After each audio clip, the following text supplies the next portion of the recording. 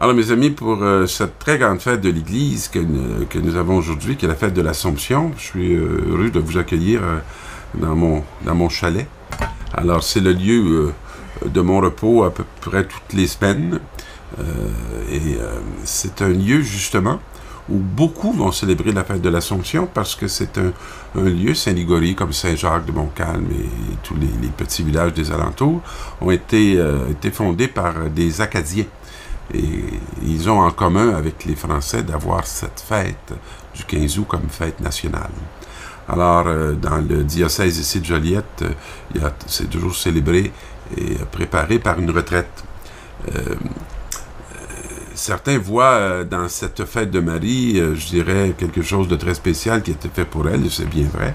Mais c'est aussi dans cette fête qu'on peut faire la lecture que le corps qui est le nôtre n'est pas appelé à la corruption, mais est appelé à la résurrection, parce qu'il est le temple de Dieu. Et ce qui s'accomplit d'abord en Marie est comme une préfiguration de ce qui va s'accomplir pour chacun de nous. Essayer de tout vouloir expliquer avec notre raison pourrait faire qu'on pourrait dire beaucoup de sottises, mais on peut faire confiance, je dirais, à Dieu qui essaie de nous faire comprendre à partir de nos petites intelligences un grand projet qu'il a et qui lui tient à cœur. Mes amis, il y a une très belle parole qui est tirée de l'Apocalypse que j'aime, et une de mes amies avait fait un très beau tableau de cette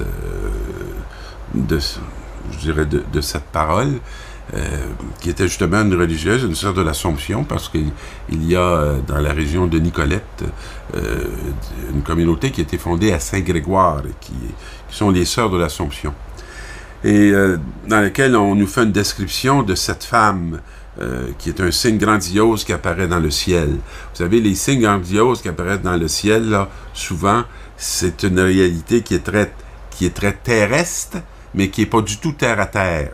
C'est une réalité qui est au milieu de nous, qui est autour de nous, mais qui ne s'enracine pas d'abord dans la terre, mais qui s'enracine d'abord dans le ciel. Et on dit, une femme ayant le soleil pour manteau, la lune sous les pieds et sur la tête une couronne de 12 étoiles.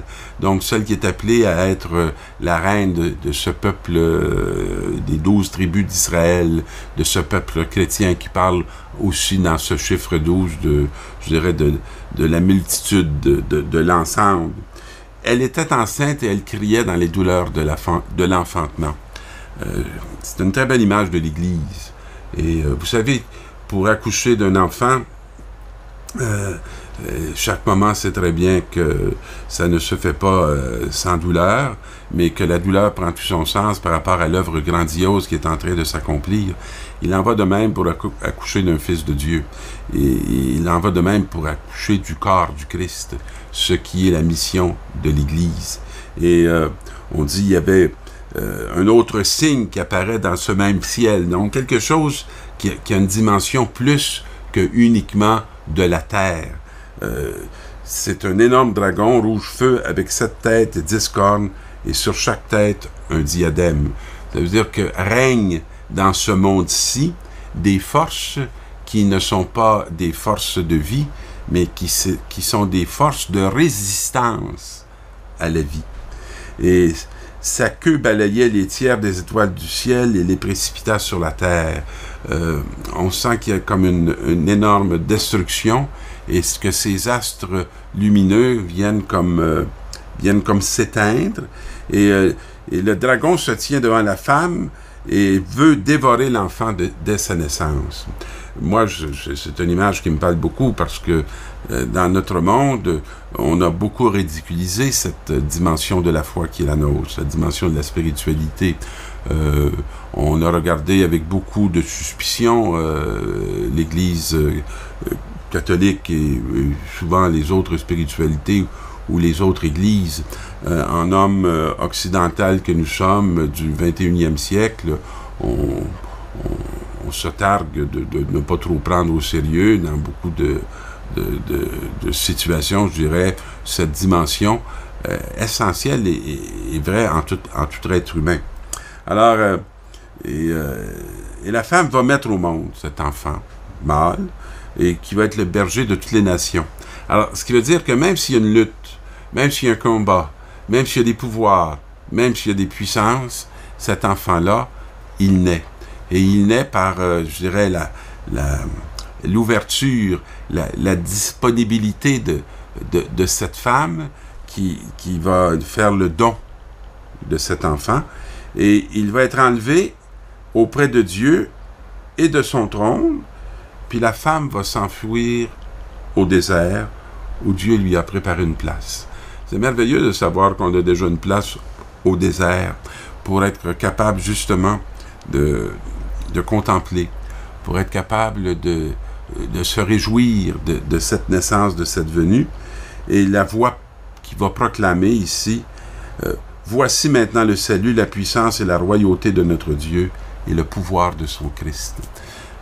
J'ai souvent été témoin de situations dans lesquelles nous étions comme humanité en absolue impuissance et que, comme s'il surgissait de nulle part une réalité qui n'était même plus attendue tellement que notre paganisme et notre raisonnabilité avaient décidé qu'il ne pouvait en être autrement. Et j'ai été témoin de voir apparaître des issues et des tout à fait inattendues qui venaient justement de cette réalité qui vient de la puissance de Dieu, qui n'est pas une puissance qui s'exerce à l'extérieur du champ de l'humanité, mais toujours pour le devenir de cette humanité dans sa vocation profonde de ressembler et d'être à son image. Et dans la deuxième lecture qui nous parle que le Christ nous entraîne tous dans la vie éternelle, c'est vraiment, je dirais, le pain quotidien qu'on a à se partager en Église. Puis pour moi, c'est une réalité que j'aime beaucoup toucher dans la chair de mes amis qui sont handicapés. Il y a un de mes amis comme ça à qui j'ai proposé de pouvoir faire avec lui bientôt un témoignage. Il est atteint de sclérose en plaques. Je l'ai connu et j'ai vu sa décroissance. Et beaucoup de ses proches ne peuvent pas comprendre qu'il a encore la force, le courage et le désir de vivre. Lui qui ne peut plus manger, lui qui ne peut plus parler, lui qui ne peut plus à peu près faire rien de ce qu'il pouvait faire. Et tout le monde est étonné. Et je lui disais, est-ce que tu accepterais de faire avec moi éventuellement un témoignage? Parce que dans son être, dans sa personne, il y a quelque chose qui nous échappe. Et si on veut accueillir la révélation, ce n'est que son cœur qui s'ouvre qui va pouvoir nous le dire. Parce que c'est au-delà de ce qu'on peut comprendre et percevoir. Mais je le vois rester en vie. Et juste cette dynamique-là est déjà un témoignage. Il est pour moi une source de vie éternelle. Et je sais qu'il l'anime. Et je connais aussi sa foi. Dans l'Évangile, j'aime beaucoup cette parole qui est la parole de Marie qui visite Élisabeth et qui est aussi la parole du chant de Marie, du Magnificat. Est-ce qu'il y a quelque chose de plus merveilleux et de plus magnifique que la vie plus forte que la mort? Et lorsqu'on est comme sans espérance, de retrouver cet espoir. Et j'imagine la joie de Marie lorsqu'elle a saisi que cet être qu'elle portait était vraiment le fruit de toute l'attente de son peuple depuis 2000 ans. Et c'est merveilleux d'entendre non pas dans ce chant la terreur, mais la reconnaissance. Et cette reconnaissance qui est déjà signifiée par sa cousine beaucoup plus âgée, qui elle porte dans son sein Jean-Baptiste.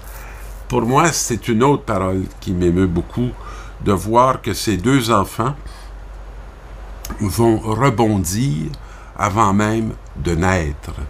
Et je me dis toujours, pour le monde qui est le nôtre, j'ai cette espérance de voir ce vieux monde bondir et rebondir devant ce monde nouveau qui s'en vient, sachant que ce n'est pas le fruit de nos projets, mais que c'est le fruit de la venue de Dieu qui vient accomplir pour ce monde sa promesse qu'il a faite à Abraham de nous faire le don d'une terre promise. Je crois que pour moi, Montréal a toujours été une terre promise, même si elle s'est transformée beaucoup dans les dernières années, et je ne doute pas que cette terre promise n'est pas uniquement derrière, mais est aussi davantage devant nous. Bientôt, j'aurai la joie d'aller célébrer et d'aller vivre un temps de retraite que je prêcherai au foyer de charité de Sutton. Et j'espère que les paroles qui pourront être partagées feront que chacun des participants seront vraiment bondissants et rebondissants de cette vie que ces paroles veulent engendrer, que la fécondité de la parole de Dieu, non pas la mienne, mais de cette parole de Dieu qui nous enracine dans le cœur de Dieu, puisse nous permettre d'être à la hauteur de la mission et de la confiance qu'il nous fait, lui qui nous a élus pour qu'on soit au milieu de ce monde, témoin de l'œuvre qu'il accomplit en notre faveur. Bonne fête de l'Assomption et bienvenue à ceux qui voudraient être à cette retraite du foyer de charité de Sutton en septembre bientôt.